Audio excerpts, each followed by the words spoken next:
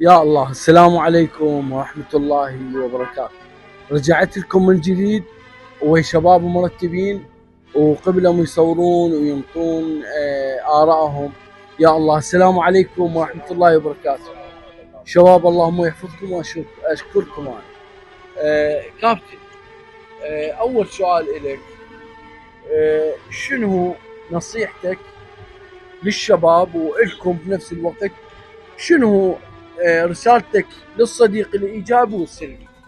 انا اللي اشوفه كرأي شخصي، اللي اتمنى كل واحد يختار الشخص الصالح اليه، ومو ياهل يجي يختاره انه شخص يبقى وياه على مصلحه، ونبتعد عن الشخص الخطأ او الشخص السوء اللي ياخذنا الطريق مهلك يودي الى تهلكتنا.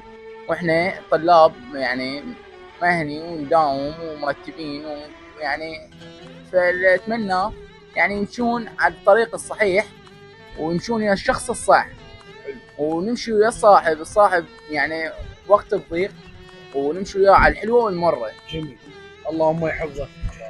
حبيبي كابتن أخوي، ان شاء الله السؤال الثاني لك. شنو اللي بداخلك اريدك تحكي؟ تفضل. ونستك، طلعتك، طبتك، كرة قدم على دراستك، لو تقدم دراستك على ذن وانبعتني جنذني على فراغك؟ طبعا اقدم الدراسه على فراغي، على ذني على اول ساعه فراغي لا اسوي. حلو، جزاك الله الخير.